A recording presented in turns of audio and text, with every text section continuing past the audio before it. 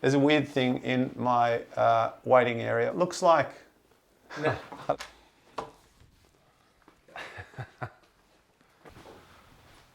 I really have not seen this, but I think I know. Wow, how much did you pay for that? $30. Is it plugged in? I don't know, is that on? It's not on. It says it on. Oh, yeah, Tommy. Ha. Oh, giddy up.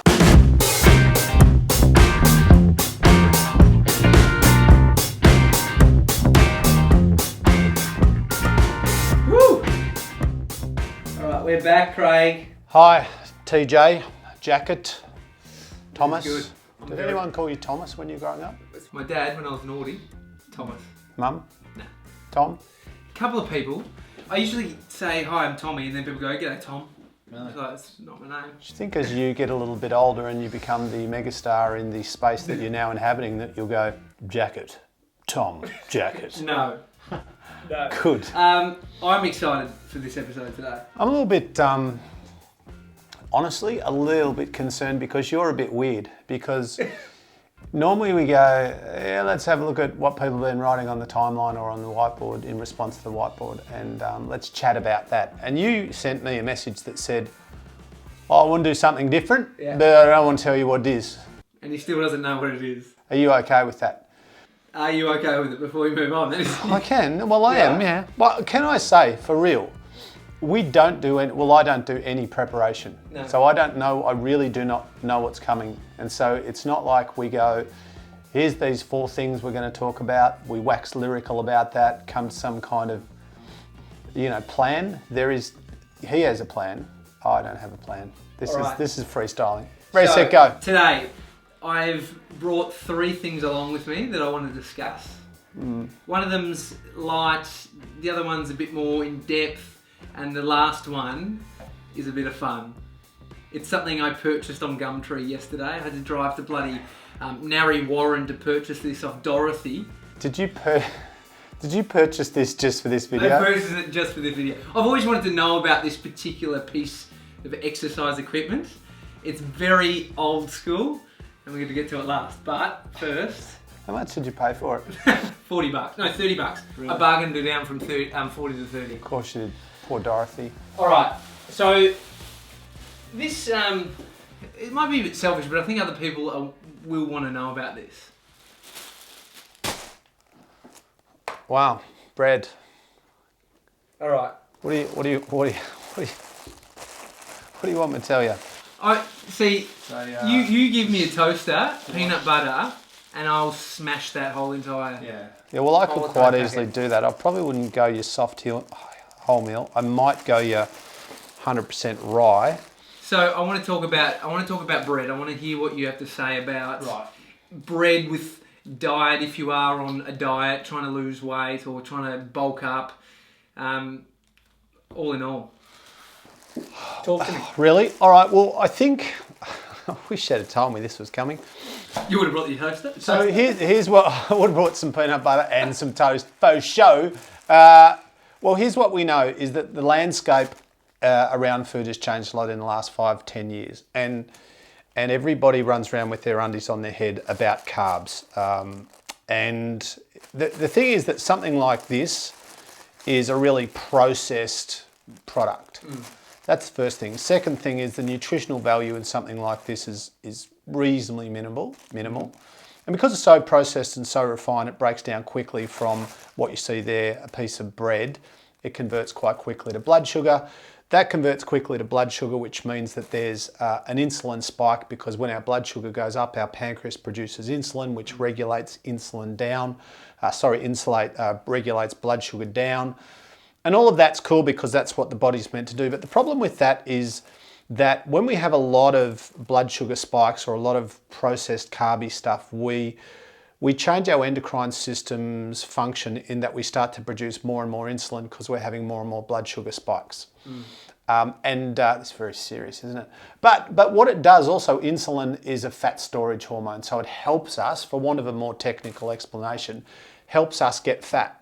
So, which is why, if we have a look at when low-fat eating came into vogue in America, England, Canada, New Zealand, Australia, it was in the very early 70s and then kind of exploded through the 80s and 90s. But also if you have a look at the correlation between obesity and that kind of eating, it pretty much paralleled and it skyrocketed.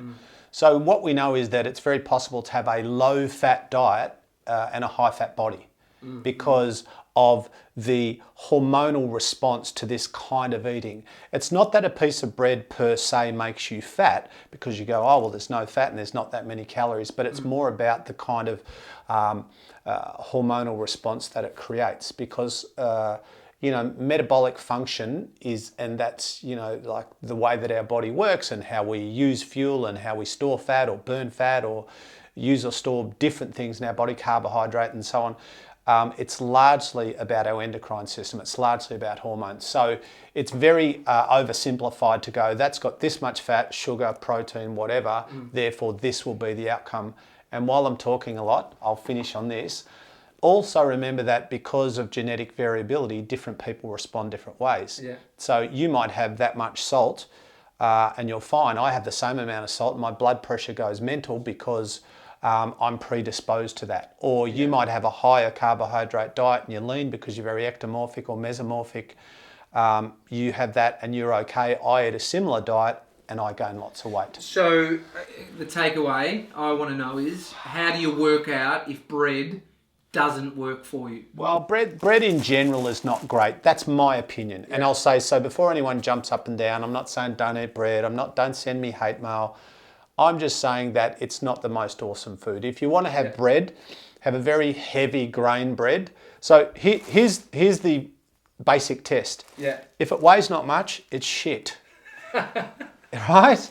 If it weighs a fair bit, like if that was a proper loaf of bread, very dense, full of grains, and like maybe some, seeds and even nuts, that would be probably 3 or 4 or 5 times the weight. Yeah. So the denser the bread, from a blood sugar response perspective and from a staying in shape and a satiety perspective, the heavier the bread, the better. Yes, as long as it's not fruit loaf. Fruit loaf is the one exception, because that's awesome. Right, he won't need this, so I'll take this home. Yeah. Number 1, down, done, boom. Number 2, this was in Sunday's Herald Sun. If you open the door on the Michelle Bridges conversation, I'll punch you in your pretty little face. That's exactly what we're doing. Page 12. So Michelle Bridges was quoted saying that she's yet to meet someone who is morbidly obese and happy. Yes. And she did say something before that, which was, there was a sentence before, the one everyone has grabbed onto, where I said, if you're happy, more power to you. I've got no issue with that. And then she went on to say, but she's yet to meet someone who is morbidly obese and happy. Now, I don't want your opinion on what she said, but I think I want to talk about happiness and your body, because I know I'm a string bean in comparison to a lot of people, but I trained hard when I was a personal trainer. Don't train so much now. Yeah. But I had a good body, to most people would think that, but I wasn't happy. So I want to talk about happiness and your body. Possibly the longest question by an interviewer in the history of interviews. It was more a commentary. No, I'm kidding.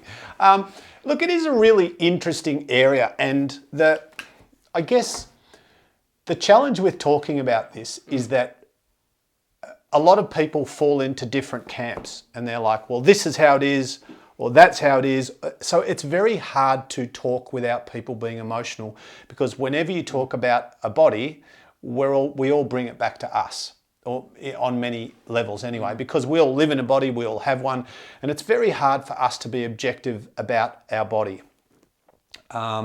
Because, attached to the way we look is self-esteem, is confidence, is the way that we communicate and interact and live and breathe. I've met many people who are obese, who are or who would qualify as obese on a BMI, who are pretty happy people, right? I've I've met lots of people who are ripped and rock hard with abs and bloody veins and stuff everywhere who are miserable. So it's not necessarily causal, maybe there's a correlation, but I kind of say, well, look, we're multidimensional creatures, and without being too weird, we're spiritual, mental, emotional, physiological, social, creative creatures, right? We're a bunch of stuff. And happiness lives in different places. And I don't know whether or not we're talking about happiness as in I'm hanging out with Tommy for 3 hours, we had fun, we laughed, I was happy, got home, not so happy. Or we're talking about that innate, deeper sense of contentment, which isn't necessarily happiness. No. But there's a calm, there's a contentment. And for me, I think that's the desired state, the absence of anxiety. Yeah. Right? So what about, like for someone who is overweight or for someone like myself, always wanting to change something about my body? Yeah. Do you think that's about me wanting to be happy, or? I think you make a good point. And I think a lot of people think, well, I look like this, when I look like that, I'll be happy. And maybe that'll be the case, or maybe it won't, right?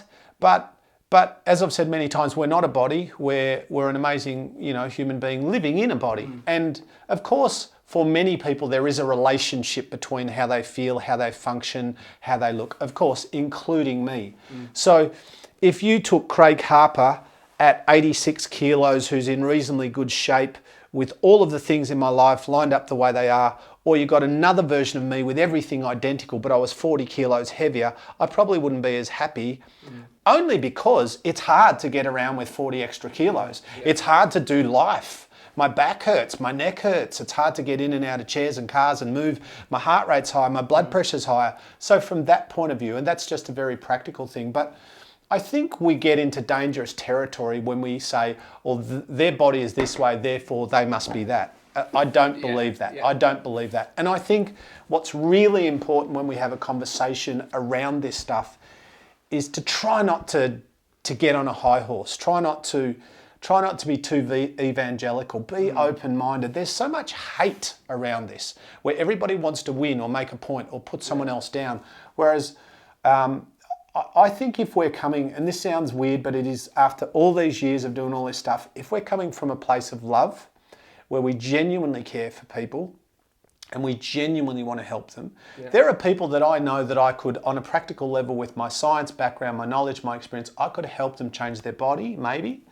But I also know that they don't want my help. And I also know they're not ready to hear. And I also know if I shared a certain message, it might hurt them, not help them. So I just don't go there. So I'm just going to love them. Yeah. And if one day they come to me and go, I'd really like your help to change, I'm in. All right. The end. That was the deepest one we're going today.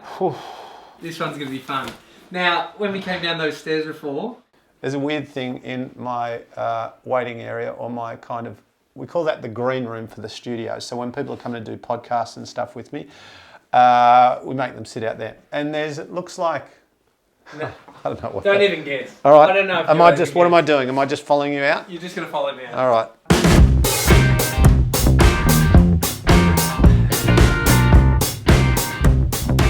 I really have not seen this, but I think I know. Wow, how much did you pay for that? $30. Well, look, I'm going to be 100% honest. I know what it is. The only gym I ever worked at was a gym in Western Australia in Bunbury. I think it was called New Image Health Studios or something like that. I'm pretty sure they had one there. Is it plugged in? I don't know, is that on? It's not on. It says it on. I think this is fucking great. I want this. Hang on. Oh yeah, Tommy. Ha. Oh, giddy up. Oh, wow. I can feel it. The pound's melting. Oh, fuck, that's quite violent, isn't it? Oh yeah, come on. So I think the theory of the vibrating, that is so good. I think the theory was it was somehow meant to create some level of friction that would melt away the pounds. This is a classic. This is worth a lot, I think. Yeah. We could sell this. I can't believe you got that for $30. It's complete and total rubbish, but it's at the same time totally beautiful. Look at this. Look at the craftsmanship on that. I stand to be corrected. I haven't researched this, but from a physiological point of view, you can't shake fat off. I can tell you that. You can't shake it off. You can't vibrate fat off. But good shopping by you. Oh, by the way, I've got no room at my house for this. Can I leave it here? Yeah, hell yeah. I want it. Yeah, look at you. What's it do to my stomach? Show us your guts again. We could just shave welcome in that and just lay you at the fucking front door. What is going on there? Cat. If anyone else has got a similarly stupid piece of exercise equipment, just hit us up. We'll test it out. We'll take it for a test drive.